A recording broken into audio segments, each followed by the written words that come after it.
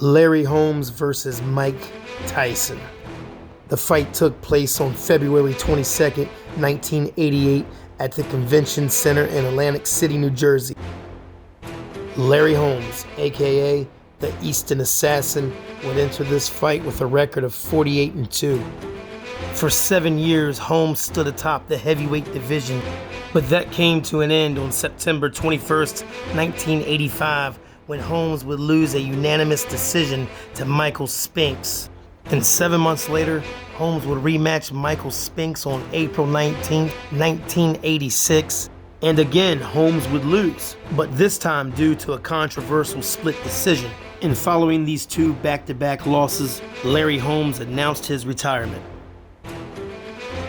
Mike Tyson, aka Iron Mike Tyson, would enter this fight with a record of 32-0. And since turning pro, Mike Tyson had left the path of destruction throughout the heavyweight division. On October 16, 1987, Tyson would face off versus Terrell Biggs, and he would score a knockout victory in round 7. And following the fight, Larry Holmes, who was in attendance, had this to say. For you to fight Mike Tyson? Yes, it's a deal. There's a few things that we have to work out yet, but it's a deal. And with that, the stage was set. And many wondered if Holmes could compete with a young Mike Tyson. He was an aging fighter with more than 2 years out of the ring. This wasn't the prime Larry Holmes who defeated Muhammad Ali in 1980. A fight that would go down as one of the saddest in boxing history, when the world saw a helpless Ali being absolutely pummeled by Holmes. And in such a dominant fashion, before Holmes versus Tyson, Ali would say to Tyson, "Get him for me." As is the case with most Tyson fights, many wondered if Holmes could withstand the early Tyson onslaught. Tyson has come out aggressively. He's walking Holmes down, but wisely, Holmes is using a lot of movement. He doesn't want to get caught standing in one place for too long, and who could blame him? But I think Holmes realizes that this cannot be his strategy throughout this entire fight, because he knows Tyson's too relentless and he'll eventually catch up to him.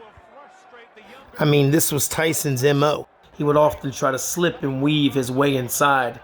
And if you don't give him anything to respect and decide to go into retreat mode, you're just going to give him all of the confidence in the world, and he will press you even harder. So what you'll see is Holmes start to try to set Tyson up with his right hand. He has to give Tyson some sort of resistance. And wisely, Holmes will also look to tie Tyson up whenever Tyson gets inside.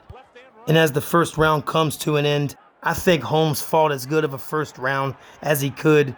He did a really good job of staying away from Tyson's power.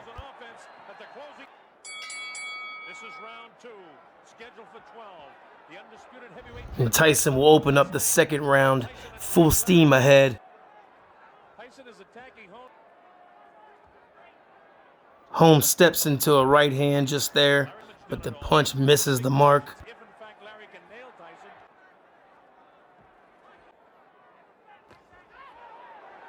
Here you see Tyson jab his way inside, but again Holmes grabs on, not allowing Tyson to get his punches off inside.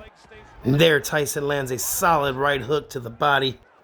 Tyson again using good head movement, weaves underneath that punch. Tyson had an uncanny sense of anticipation. He had excellent head movement. And Holmes is still trying to land that straight right as Tyson comes in. But so far, none of them have connected. And again, all due to Tyson's head movement. And up to this point, Tyson has remained the aggressor, while Holmes, however, has done a pretty good job of staying on the move, not giving Tyson a still target. And round 2 will now come to an end. And up to this point, Tyson has yet to do any real damage yet, and mostly due to Holmes being on the move.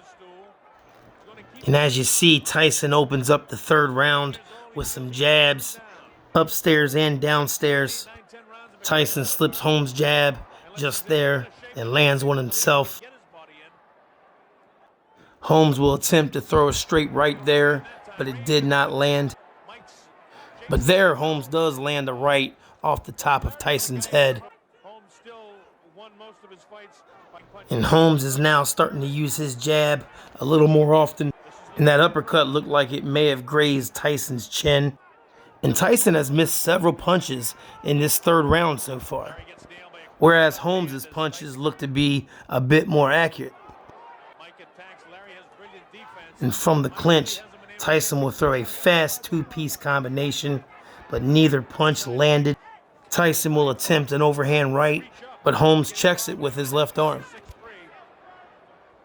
And Tyson just continues to try to slip his way inside. But if you pay attention, Holmes is not giving Tyson a free pass inside.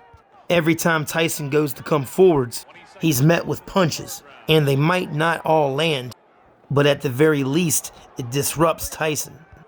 And as this round comes to an end, Tyson does land a nice overhand right.